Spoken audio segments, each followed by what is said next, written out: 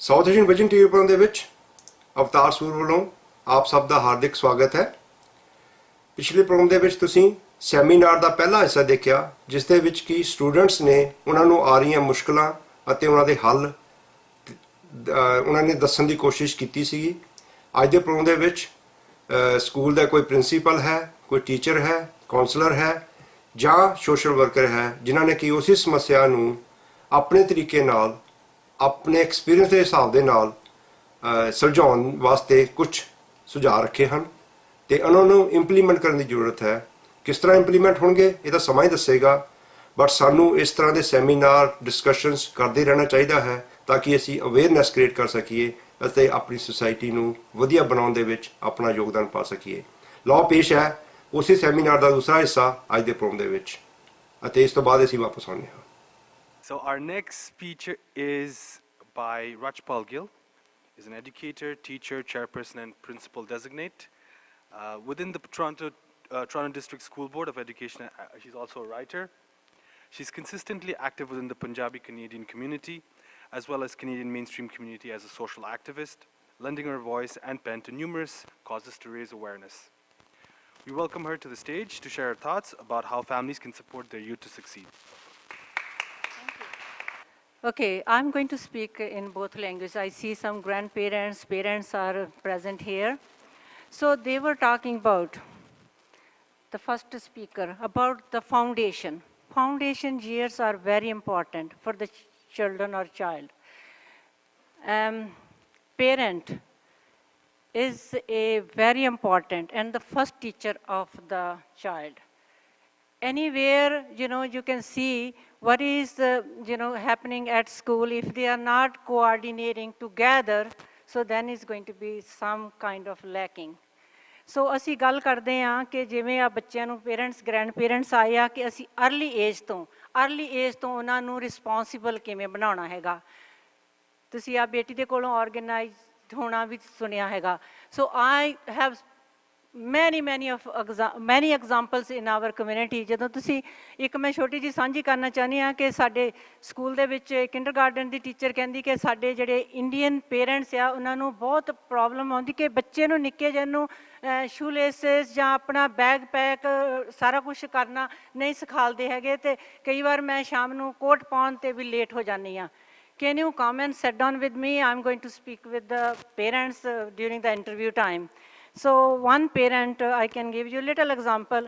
So मैं interview के दौरान किया कि मतलब ग्रैंड मदर ਨੂੰ ਕਿ ਬੱਚੇ ਨੂੰ ਤੁਸੀਂ ਥੋੜਾ ਜਿਹਾ ਸ਼ੂਲੇਸਿਸ ਟਾਈ ਕਰਨਾ ਜਾਂ ਥੋੜਾ ਜਿਹਾ ਸਿਖਾਇਆ ਕਰੋ। ਤੇ ਗ੍ਰੈਂਡ ਮਦਰ ਕਹਿੰਦੀ ਕਿ ਰਿਸ਼ਪਾਲ ਤੈਨੂੰ ਤਰਸ ਨਹੀਂ ਆਉਂਦਾ ਮੇਰੇ ਬੱਚੇ ਤੇ, ਅਜੇ ਤੇ ਇੰਨਾ ਛੋਟਾ, ਸਾਰੀ ਲਾਈਫ ਪਈ ਆ। But those are the foundation years. If we miss the point there, and then something going to be missing out there. And another thing is education is not alone academic thing. It's emotional, physical and social too. ਛੋਟੇ ਹੁੰਦਿਆਂ ਤੇ ਬੱਚੇ ਨੂੰ ਜਦੋਂ ਤੁਸੀਂ ਸਾਰੀਆਂ ਗੱਲਾਂ teaching child in a holistic approach ਕਿ ਬੱਚੇ ਨੂੰ ਤੁਸੀਂ ਕਈ ਵਾਰੀ ਆਪਾਂ ਐਜੂਕੇਸ਼ਨ ਜਿਹੜੇ ਆ ਜੌਬ ਵਾਸਤੇ ਵੀ ਜ਼ਰੂਰੀ ਆ. We have to put ourselves into the marketplace. But on the other hand, we have to think how we are going to brought up our child confident. Then ਉਹ example ਨਾ ਹੋਵੇ ਕਿ ਬੱਚਾ ਸਕੂਲ ਦੇ ਵਿੱਚ ਬੁਲੀ ਹੋ ਰਿਹਾ ਹੈਗਾ। ਕਾਹਦੇ ਲਈ ਹੁੰਦਾ? if they don't believe in themselves, ਕਿ ਬੱਚਾ ਆਪਣੇ ਆਪ ਤੇ ਬਲੀਵ ਕਰੇ ਕਿ ਇਹ ਜਿਹੜੀ ਚੀਜ਼ ਆ ਕਿ how is going to be affecting me. ਜੇ ਕਿਸੇ ਬੱਚੇ ਨੂੰ ਉਹਦਾ ਕੱਦ ਦੇਖ ਕੇ ਛੋਟਾ ਜਾਂ ਵੱਡਾ ਕਿਸੇ ਨੇ ਟੀਜ਼ ਕੀਤਾ, if the child learn from home or at the school the same way, same direction ਕਿ ਇਹ ਚੀਜ਼ਾਂ ਜਿਹੜੀਆਂ I know myself, ਕਿ I have to believe myself, I have to do what I supposed to do. ਕਿ ਦੂਜੀਆਂ ਜਿਹੜੀਆਂ ਹਾਂ there are, ਅਸੀਂ ਇਹ ਨਹੀਂ ਕਹਿੰਦੇ ਕਿ ਸਕੂਲ ਸਿਸਟਮ ਜਿਹੜੇ ਆ ਸਾਰਾ ਕੁਛ ਪਰਫੈਕਟ ਚੱਲ ਰਿਹਾ, there is bullying, there is other things too. ਬੱਚੇ ਜਿਹੜੇ ਆ ਕਲਾਸਿਸ ਕਾਫੀ ਵੱਡੀਆਂ ਹੁੰਦੀਆਂ, ਉਹਨਾਂ ਦੇ ਵਿੱਚ ਹਰ ਇੱਕ ਬੱਚੇ ਦੀ ਨੀਡਸ ਨੂੰ ਸੁਣਨਾ ਕਰਨਾ, ਪਰ ਜਦੋਂ ਬੱਚਾ ਵੈਲ ਪ੍ਰਪੇਅਰਡ ਘਰ ਤੋਂ ਹੋ ਕੇ ਆਉਂਦਾ ਹੈਗਾ ਕਿ ਇਹ ਚੀਜ਼ਾਂ ਜਿਹੜੀਆਂ ਮੈਂ ਘਰ ਦੇ ਵਿੱਚ ਵੀ ਆ ਸਕੂਲ ਦੇ ਨਾਲ ਕੋਆਰਡੀਨੇਟ ਕਰਦੇ ਕਿ ਕਿਹੜੀ ਪ੍ਰੋਬਲਮ ਆ, ਇਹ ਕਿਵੇਂ ਇਹਨਾਂ ਨੂੰ ਫੇਸ ਕਰਨਾ ਹੈਗਾ, ਅਤੇ ਫਿਰ ਉਹ ਬੱਚੇ ਦੀ ਲਾਈਫ ਜਿਹੜੀ ਆ ਟੋਟਲੀ ਡਿਫਰੈਂਟ ਹੋ ਜਾਂਦੀ ਹੈਗੀ ਆ। ਕਿਉਂਕਿ ਅਸੀਂ ਪਹਿਲਾਂ ਜਿਹੜਾ ਲੂਜ਼ ਕਰਦੇ ਘਰਾਂ ਦੇ ਵਿੱਚ ਹੀ ਦੇਖ ਲਓ, ਜੇ ਬੱਚੇ ਨੂੰ ਛੋਟੀ ਜਿਹੀ ਪ੍ਰੋਬਲਮ ਆਉਂਦੀ ਹੈ ਵੀ ਲੈਟ ਇਟ ਗੋ, ਕਿਉਂਕਿ ਕੋਈ ਗੱਲ ਨਹੀਂ, ਪਰ ਉਹਨੂੰ ਸੀਰੀਅਸ ਲੈਣਾ ਬਹੁਤ ਜ਼ਰੂਰੀ ਹੈਗਾ ਕਿ ਬੱਚਾ ਵਿਚ ਐਂਗਲ ਹੀ ਸਪੀਕਿੰਗ ਫਰੋਮ, ਕਿ ਕਿਹੜੀ ਗੱਲ ਆ, ਕਿਹੜੀ ਇਹਦਾ ਸੋਲੂਸ਼ਨ ਕਿਵੇਂ ਲੱਭਣਾ। Problem solving is the big issue in our community, ਕਿ ਬੱਚੇ ਨੂੰ ਅਸੀਂ ਜਿਹੜਾ ਨਾ ਡੈਮੋਕ੍ਰੈਟਿਕ ਵੇ ਦੇ ਨਾਲ ਘਰ ਦੇ ਵਿੱਚ, ਕਿਉਂਕਿ ਹਮੇਸ਼ਾ ਜਿਹੜੇ ਹੁਣ ਗ੍ਰੈਂਡਫਾਦਰ ਵੀ ਇੱਥੇ ਬੈਠੇ ਆ, ਉਹ ਤੂੰ ਮੇਰਾ ਬਾਪੂ ਆ ਕਿ ਮੈਂ ਤੇਰਾ ਬਾਪੂ ਆ, ਤੂੰ ਮੇਰਾ ਪਿਓ ਆ ਕਿ ਮੈਂ, ਵੀ ਨੋ everything, no we don't know ਬੱਚੇ ਦੇ ਮਨ ਦੇ ਵਿੱਚ ਕੀ ਚੱਲ ਰਿਹਾ ਹੈਗਾ। And another thing is that we are making their choices through our lenses, ਕਿ ਬੱਚੇ ਨੇ ਕੀ ਕਰਨਾ ਹੈਗਾ, ਉਹਦੇ ਇੰਟਰਸਟ ਕੀ ਹੈਗੇ ਆ, ਇਹ ਜ਼ਿੰਦਗੀ ਦੇ ਵਿੱਚ ਫੇਲ ਨਾ ਹੋ ਜਾਵੇ। ਕਿਉਂਕਿ ਜਿਹੜੀ ਐਵਰੀ ਸਟੈਪ 'ਤੇ ਉਹ ਇੱਕ ਗੱਲ ਮੈਂ ਭੁੱਲਣਾ ਨਹੀਂ ਚਾਹੁੰਦੀ ਹੈਗੀ ਕਿ ਸੈਲੀਬ੍ਰੇਸ਼ਨ, ਅਸੀਂ ਦੇਖਿਆ ਕਿ ਹੁਣ ਗ੍ਰੇਡ 5 ਹੈ, ਕਿੰਡਰਗਾਰਟਨ ਦੀ ਵੀ ਸੈਲੀਬ੍ਰੇਸ਼ਨ ਕਰਦੇ ਹਾਂ, ਕਾਹਦੇ ਲਈ, ਕਿ ਬੱਚੇ ਦਾ ਕਾਨਫੀਡੈਂਸ ਅਪਲਿਫਟ ਕਰਨ ਵਾਸਤੇ, ਕਿ ਬੱਚੇ ਦੀ ਜਿਹੜੀ ਸੈਲਫ ਸਟੀਮ ਆ ਉਹਨੂੰ ਬੂਸਟ ਮਿਲੇ। ਇਹ ਕਿਵੇਂ ਮਿਲ ਸਕਦਾ ਹੈਗਾ, ਤੁਸੀਂ ਜਿਹੜੀ ਛੋਟੀ ਗੱਲ ਆ ਬੱਚੇ ਦਾ ਚੰਗਾ ਪੋਜ਼ਿਟਿਵ ਚੀਜ਼ਾਂ ਉਹਨੂੰ ਸੈਲੀਬ੍ਰੇਟ ਕਰੋ। ਕਈ ਵਾਰੀ ਅਸੀਂ ਬੱਚਾ ਤੇ ਇੱਕ ਸਾਡਾ ਹੁੰਦਾ special education, ਤੁਸੀਂ ਸੁਣਿਆ ਹੋਊਗਾ। I'm giving you another example. There was a child in my school. She was learning disabled child, but there is a place in the society for them too. Those days are gone when those children cannot be successful. Success cannot only in one way. There are many ways to be successful. ਉਹ ਬੱਚਾ ਜਿਹੜਾ LD ਹੈਗਾ, ਬੱਚਾ learning disable ਹੈਗਾ, there is a way she is learning in her own pace, in her own serious ਚੀਜ਼ਾਂ ਹੈਗੀਆਂ। ਕਈ ਚੀਜ਼ਾਂ ਮੈਂ ਦੇਖੀਆਂ ਹੈਗੀਆਂ ਵੀ ਟੋਰਾਂਟੋ ਦੇ ਵਿੱਚ ਕਾਫੀ ਗਰੁੱਪ ਬਣੇ ਹੋਏ ਆ ਪੇਰੈਂਟ ਦੇ।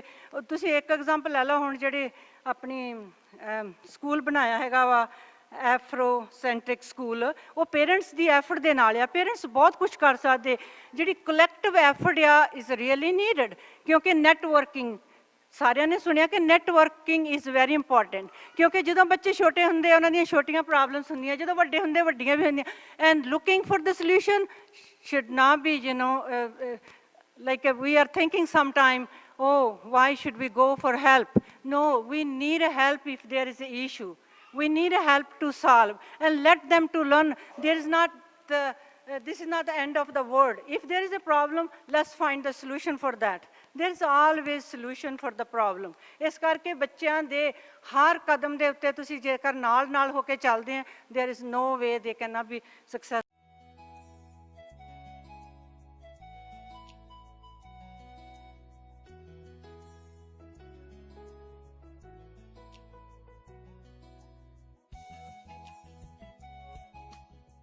Our next presenter is Baldev Mutta, founder CEO of Punjabi Community Health Services, along with 3 other associates.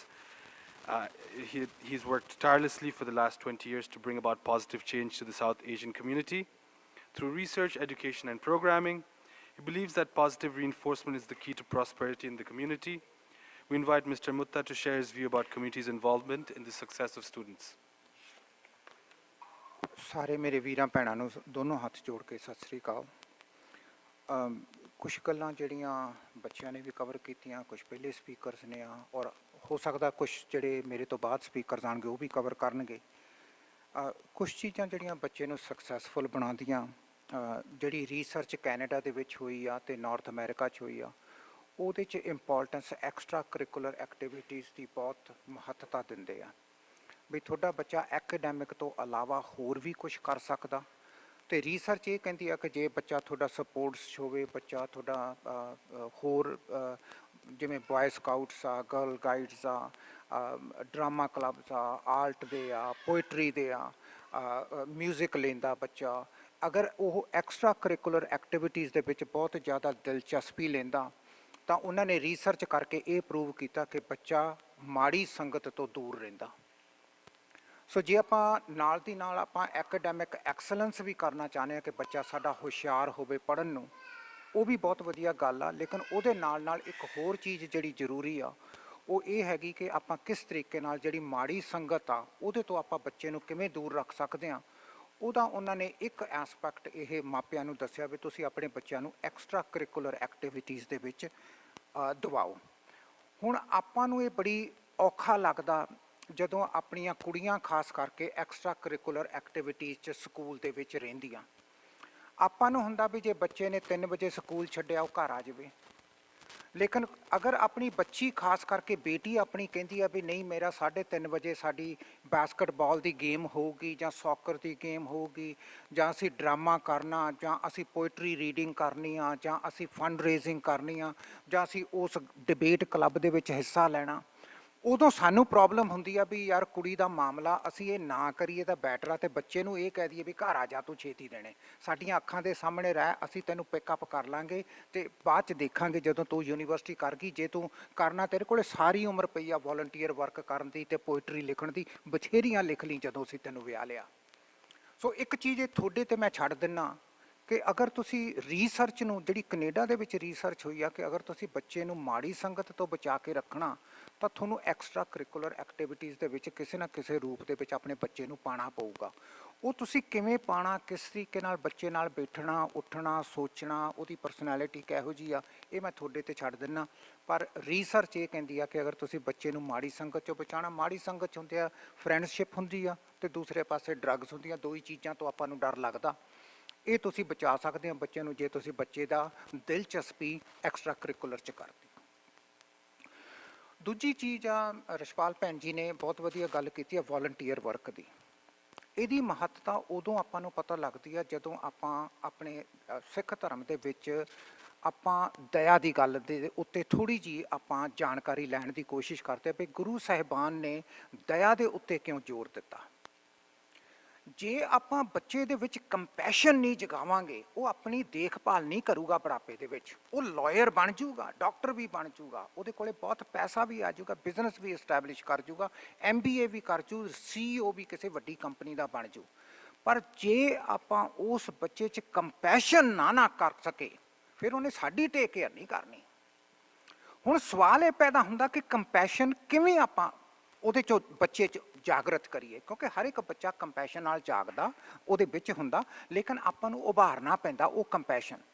ਹੁਣ ਜਦੋਂ ਮਾਂ ਦਾ ਸਿਰ ਦੁਖਦਾ, ਆਮ ਤੌਰ ਤੇ ਜਦੋਂ ਬੱਚਾ ਨੌਜਵਾਨ ਹੁੰਦਾ ਔਰ ਮਾਂ ਦਾ ਸਿਰ ਦੁਖਦਾ ਜਾਂ ਮਾਂ ਬਿਮਾਰ ਆ, ਬੱਚਾ ਆ ਕੇ ਪੁੱਛਦਾ ਮਾਂ ਨੂੰ, ਮਮ ਹਾਊ ਆਰ ਯੂ? ਉਹ ਕਹਿੰਦੀ no I have a headache, I have a fever, I don't feel good. ਉਹ ਕਹਿੰਦਾ okay that's fine, but when will I have supper? ਇਹਦਾ ਮਤਲਬ ਆ ਕਿ ਉਹ ਬੱਚੇ ਨੇ ਇਹ ਮੰਨਿਆ ਕਿ ਮੇਰੀ ਮਾਂ ਬਿਮਾਰ ਆ, ਪਰ ਉਹਨੇ ਨਾਲ ਇਹ ਕਹਤਾ ਵੀ ਹੁਣ ਸਪਰ ਤਾਂ ਤੂੰ ਹੀ ਬਣਾਏਂਗੀ ਨਾ, ਮੈਂ ਤਾਂ ਨਹੀਂ ਨਾ ਕੁਝ ਕਰ ਸਕਦਾ ਇਹਦਾ। ਇੱਥੋਂ ਆਪਾਂ ਨੂੰ ਪਤਾ ਲੱਗ ਜਾਂਦਾ ਕਿ ਕੰਪੈਸ਼ਨ ਕਿੰਨਾ। ਸੋ ਮੇਰੀ ਇੱਕ ਤੁਹਾਨੂੰ ਰਿਕਮੈਂਡੇਸ਼ਨ ਹੈਗੀ ਆ, ਇੱਕ ਜਾਣੀ ਸਾਡੇ ਸੋਸ਼ਲ ਵਰਕ ਦੇ ਵਿੱਚ ਅਸੀਂ ਜਦੋਂ ਉਹਨਾਂ ਇਨਸਾਨਾਂ ਨਾਲ ਕੰਮ ਕਰਦੇ ਹਾਂ ਜਿਨ੍ਹਾਂ ਦੀ ਐਂਪਥੀ ਘੱਟ ਹੁੰਦੀ ਆ, ਸਿੰਪਥੀ ਘੱਟ ਹੁੰਦੀ ਆ, ਉਹਨਾਂ 'ਚ ਇਸ ਤਰੀਕੇ ਨਾਲ ਅਸੀਂ ਕਰਦੇ ਹਾਂ ਕਿ ਜਦੋਂ ਤੁਸੀਂ ਬਿਮਾਰ ਹੋਵੋਗੇ, ਜਦੋਂ ਫਾਦਰ ਬਿਮਾਰ ਆ ਤਾਂ ਮਦਰ ਕਵੇ ਵੀ ਅੱਜ ਆਪਾਂ ਟੈਲੀਵਿਜ਼ਨ ਨਹੀਂ ਦੇਖਣਾ, ਤੇਰਾ ਕੰਮ ਆ ਡੈਡ ਨੂੰ ਪਾਣੀ ਦੇਣਾ, ਤੇਰਾ ਕੰਮ ਆ ਹਰ ਇੱਕ ਘੰਟੇ ਬਾਅਦ ਡੈਡ ਨੂੰ ਦੇਖਣਾ, ਡੈਡ ਨੂੰ ਕੁਛ ਚਾਹੀਦਾ ਤਾਂ ਨਹੀਂ, ਔਰ ਅੱਜ ਆਪਾਂ ਬਿਲਕੁਲ TV ਤੇ ਕੁਛ ਹੋਰ ਨਹੀਂ ਦੇਖਾਂਗੇ। ਜਦੋਂ ਮਮ ਬਿਮਾਰ ਆ ਤਾਂ ਡੈਡ ਬੱਚਿਆਂ ਨੂੰ ਕਵੇ ਵੀ ਅੱਜ ਮਮ ਬਿਮਾਰ ਆ, ਆਪਾਂ ਸਾਰਿਆਂ ਨੇ ਮਮ ਦੀ ਟੇਕ ਕੇਅਰ ਕਰਨੀ ਆ ਤੇ ਇਸ ਕਰਕੇ ਆਪਾਂ ਨੇ ਕਰਨਾ। ਉਹਦੇ ਨਾਲ ਕੀ ਹੋਊਗਾ ਕਿ ਬੱਚੇ ਨੂੰ ਦੋ ਚੀਜ਼ਾਂ ਦਾ ਅਹਿਸਾਸ ਹੋਊਗਾ, ਇੱਕ ਕਿ ਪਰਿਵਾਰ ਬਹੁਤ ਜ਼ਰੂਰੀ ਆ, ਪਰਿਵਾਰ ਇੱਕ ਦੂਸਰੇ ਦੀ ਸੇਵਾ ਬਿਨਾਂ ਨਹੀਂ ਚੱਲਦਾ, ਤੇ ਦੂਸਰੀ ਬੱਚੇ 'ਚੋਂ ਕੰਪੈਸ਼ਨ ਜਾਗੂਗਾ ਕਿ ਜਦੋਂ ਘਰ ਦੇ ਵਿੱਚ ਕੋਈ ਵੀ ਬਿਮਾਰ ਹੁੰਦਾ ਸਾਡੀ ਜ਼ਿੰਮੇਵਾਰੀ ਬਣਦੀ ਆ ਉਹਨੂੰ ਟੇਕ ਕੇਅਰ ਕਰਨ ਦੀ। ਸੋ ਇਹ ਤੁਸੀਂ ਕਰ ਸਕਦੇ ਹੋ ਸੈਕੰਡ ਚੀਜ਼। ਤੇ ਉਹਦੇ ਵਿੱਚ ਕੰਪੈਸ਼ਨ ਜਗਾਉਣ ਦਾ ਜਿਹੜਾ ਵੱਡਾ ਪੱਖ ਆ ਉਹ ਹੈਗਾ ਵੋਲੰਟੀਅਰ ਵਰਕ ਦਾ। ਵੋਲੰਟੀਅਰ ਵਰਕ ਤੁਸੀਂ ਲੌਂਗ ਟਰਮ ਕੇਅਰ ਫੈਸਿਲਿਟੀ 'ਚ ਕਰ ਸਕਦੇ ਹੋ। ਮੈਂ ਤੁਹਾਨੂੰ ਹੁਣ ਬਰੈਂਪਟਨ ਦੀਆਂ ਐਗਜ਼ਾਮਪਲਾਂ ਦੇ ਦਿੰਦਾ, ਆਪਾਂ ਨੂੰ ਬਾਹਲੀ ਦੂਰ ਜਾਣ ਦੀ ਲੋੜ ਨਹੀਂ ਗੀ। ਬਰੈਂਪਟਨ ਦੇ ਵਿੱਚ ਆਪਣੀਆਂ ਕੋਈ ਵੀ ਲੌਂਗ ਟਰਮ ਕੇਅਰ ਫੈਸਿਲਿਟੀ ਲੈ ਲਓ, ਮਾਲਟਨ ਦੀ ਲੈ ਲਓ, ਬਰੈਂਪਟਨ ਦੀਆਂ ਲੈ ਲਓ, ਉਹਦੇ 'ਚ ਆਪਣੀਆਂ ਬੀਬੀਆਂ, ਬਹੁਤ ਬਜ਼ੁਰਗ ਮਾਤਾਵਾਂ, ਉਹਨਾਂ ਦੀ ਉਮਰ 80 ਤੋਂ ਉੱਤੇ ਆ, ਉਹਨਾਂ ਨੂੰ ਕੋਈ ਵਿਜ਼ਿਟ ਕਰ ਨਹੀਂ ਜਾਂਦਾ, ਉਹਨਾਂ ਦੇ ਬੱਚੇ ਬਹੁਤ ਅਮੀਰ ਆ, ਉਹਨਾਂ ਨੂੰ ਕਈ ਵਾਰੀ 6-6 ਮਹੀਨੇ ਹੋ ਜਾਂਦੇ ਆ ਪੰਜਾਬੀ ਬੋਲਿਆਂ ਨੂੰ, ਕਿਉਂਕਿ ਜਿਹੜਾ ਸਟਾਫ ਆ ਉਹਦੇ 'ਚ ਕਈ ਵਾਰੀ ਉਹਨਾਂ ਲੌਂਗ ਟਰਮ ਕੇਅਰ ਫੈਸਿਲਿਟੀ 'ਚ ਇੱਕ ਵੀ ਪੰਜਾਬੀ ਬੋਲਣ ਵਾਲਾ ਸਟਾਫ ਨਹੀਂ ਗਾ।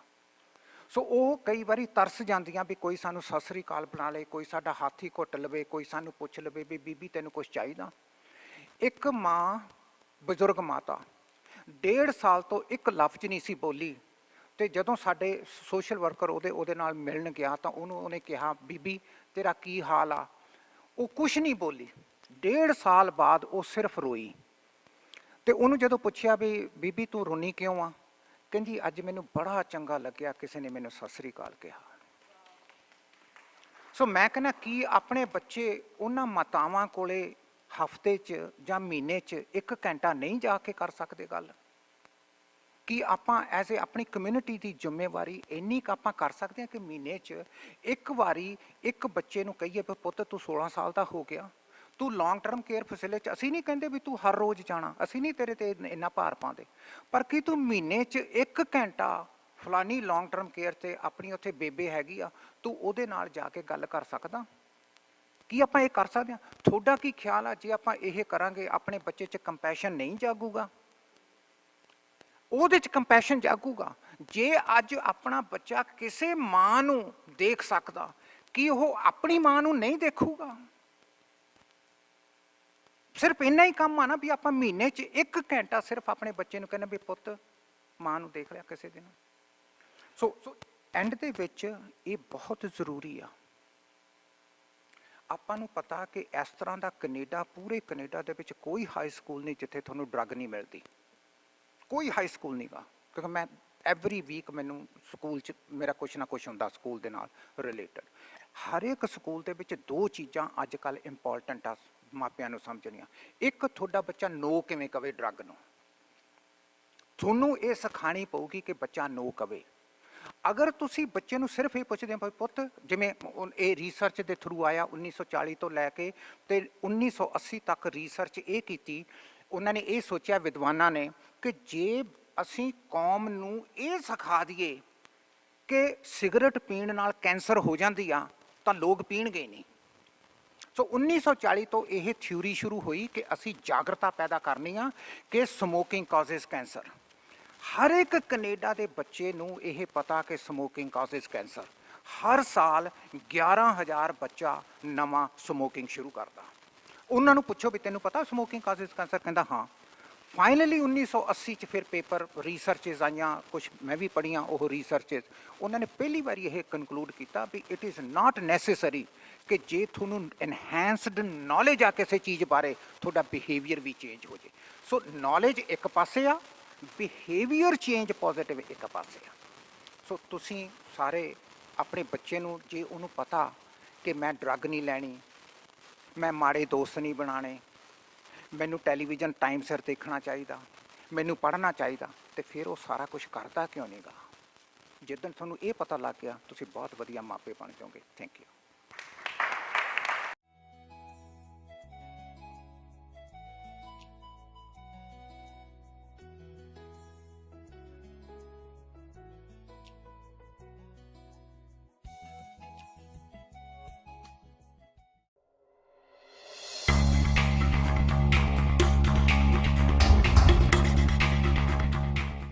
Hey, folks, I'm here to endorse the Disability Network. They are great people. They're people that get by, they employ, they support, and they really, really get behind people with disabilities. So come on, let's throw our support behind a great cause, the Disability Network.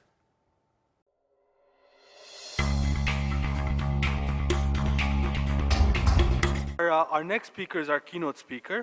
He's the person who is responsible for bringing us all together. It's Mr. Vipin Marok.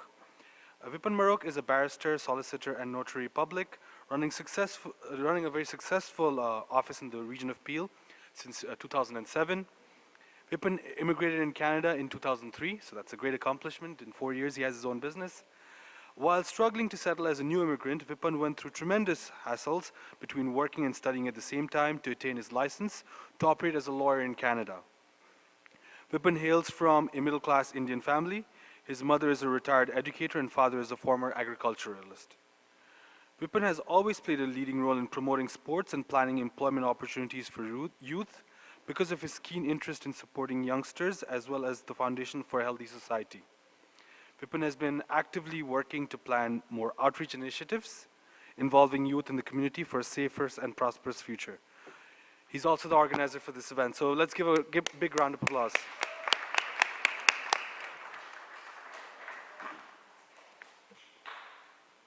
Good evening, everyone. ਸਾਰਿਆਂ ਨੂੰ ਸਤਿ ਸ੍ਰੀ ਅਕਾਲ।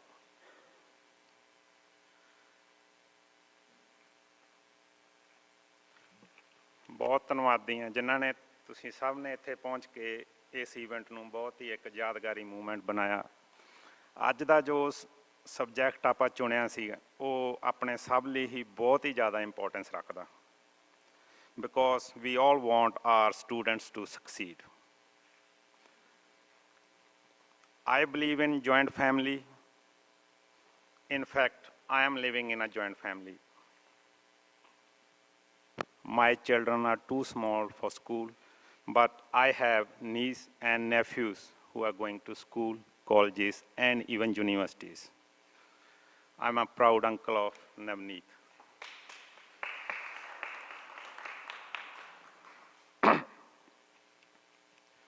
ਸਭ ਤੋਂ ਪਹਿਲਾਂ ਕਿ ਸਾਨੂੰ ਇਹ seminar ਕਰਵਾਉਣ ਦੀ ਜ਼ਰੂਰਤ ਹੀ ਕਿਉਂ ਪਈ।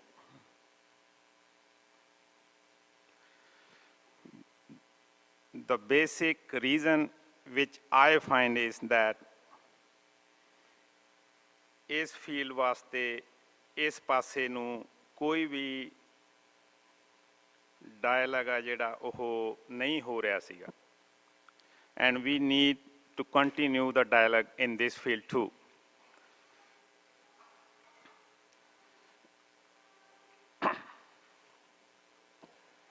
ਅਸੀਂ ਜਦੋਂ ਵੀ ਬੱਚਿਆਂ ਦੀ ਸਕਸੈਸ ਬਾਰੇ ਗੱਲ ਕਰਦੇ ਹਾਂ ਤਾਂ ਸਾਰਿਆਂ ਨਾਲ ਪਹਿਲਾਂ ਅਸੀਂ ਜਦੋਂ ਵੀ ਕਿਤੇ ਖੁੰਡ ਚਰਚਾ ਹੁੰਦੀ ਹੈ ਤਾਂ ਇੱਕ ਦੂਜੇ ਨਾਲ ਗੱਲਬਾਤ ਕਰਦੇ ਹਾਂ ਤਾਂ ਉਹਨਾਂ ਦੇ ਵਿੱਚ ਜੋ ਚੈਲੰਜਸ ਬੱਚੇ ਫੇਸ ਕਰਦੇ ਆ ਉਹਨਾਂ ਦੇ ਇੱਕੋ ਦਮ ਹੀ ਗੱਲ ਸ਼ੁਰੂ ਹੋ ਜਾਂਦੀ ਆ। ਮਸਲਨ ਇਸੇ ਤਰ੍ਹਾਂ ਹੀ I was talking to somebody and there I learned about a girl who just passed her 10th grade. She was very confident and a student of honor. But within a year of changing her school, she was depressed to such a degree that she failed her school the next year.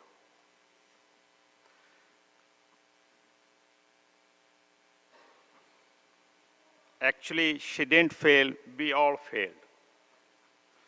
The reason for that is that we didn't become a link between her and the bullying and the factors which leads to bullying and which leads to her depression.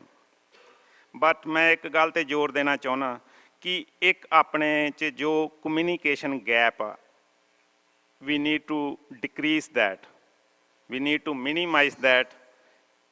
ਜੇ ਆਪਾਂ ਉਹਨੂੰ ਬਿਲਕੁਲ ਹੀ ਖਤਮ ਨਹੀਂ ਕਰ ਸਕਦੇ ਇੱਕਦਮ ਤਾਂ ਸਾਨੂੰ ਉਸ ਨੂੰ ਮਿਨੀਮਾਈਜ਼ ਕਰਨ ਦੀ ਜ਼ਰੂਰ ਕੋਸ਼ਿਸ਼ ਕਰਦੇ ਰਹਿਣਾ ਚਾਹੀਦਾ। Julius Erving once said, the key to success is to keep growing in all areas of life, mental, emotional, spiritual, as well as physical. We have to make sure that our children, our students, our future has it all. Once again, I am thankful to each and every one of you to be here and make this event a successful one. Together, we really make a difference. Thank you.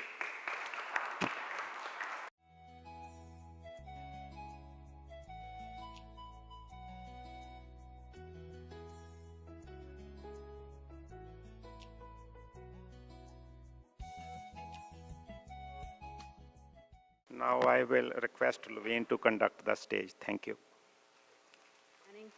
I'm a believer of the thought that it takes a village to raise a child, and certainly it's been proved. It's not our success, it's success of our students and our community and all of us and our future. And I appreciate and thank Mr. Marok for organizing this event. It's been wonderful. I won't take a lot more of your time. This was the goal. We didn't want our event to be like, okay, Indian events are always late and they always run like an hour easily over, but we're doing really, really well.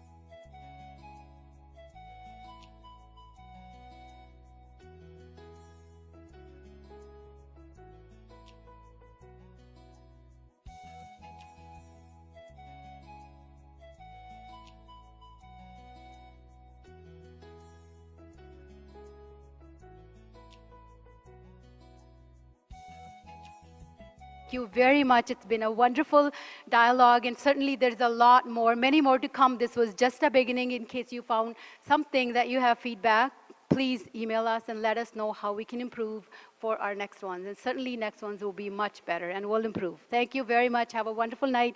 Dinner is ready. Please don't go without dinner. Thank you so much. And